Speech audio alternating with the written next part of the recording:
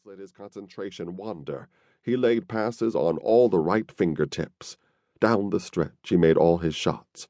Double-teamed, no, triple-teamed. He buried a pull-up 12-footer in traffic to make it 66-60, then hit a clutch 10-footer banker to keep Jackson ahead 68-65.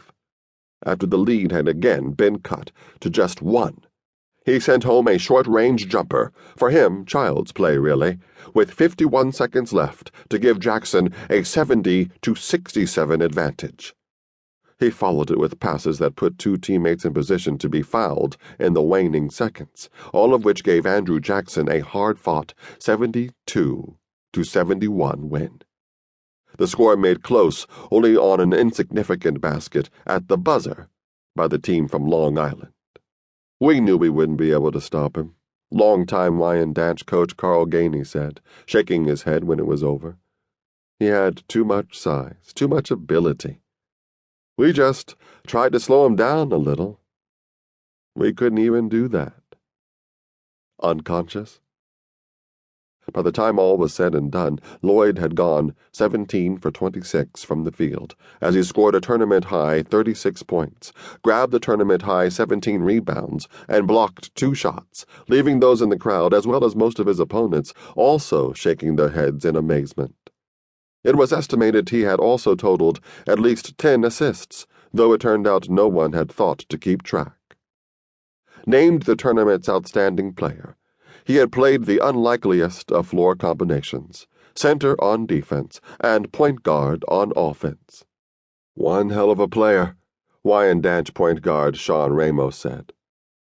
That's why Andrew Jackson coach Chuck Granby said of his junior All-American candidate after the game, "He's Lloyd Daniels."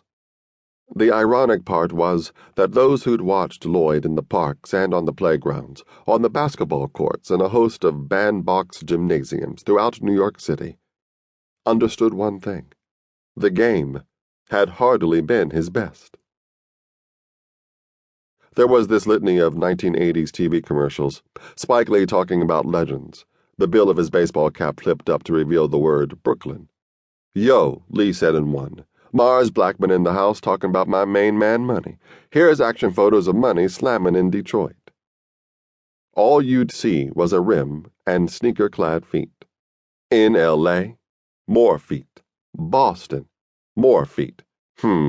Must be bird's-eye view, Lee in his full-blown Mars character said, the reference to Boston Celtics' all-time great, Larry Bird. Denver, feet and mountains. Some serious hang time, must be the mountain air. The other L.A., meaning the Clippers. Paris, oui. Walla Walla. Budapest. The Sea of Tranquility, yeah. The moon. Or there was Spike Lee as some parky, on the stoop of a brownstone talking to a bunch of kids about Lamar Mundane, the old-time park legend known as Rain Man, or Money. Money!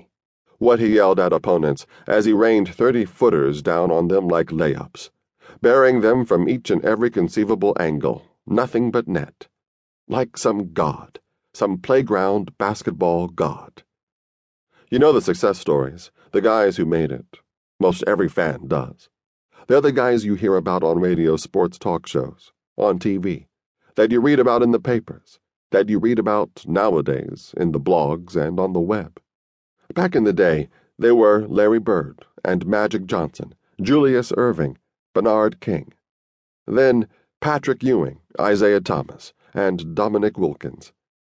Or Michael Jordan, Scottie Pippen, Dennis Rodman, Karl Malone, Moses Malone, and Hakeem Olajuwon.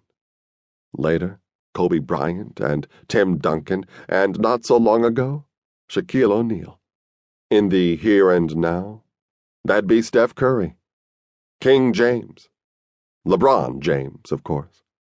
And of course there are the exploits of those who came before, the ones most fans have only heard about in tellings down through the generations, in stories of the greatest who ever played.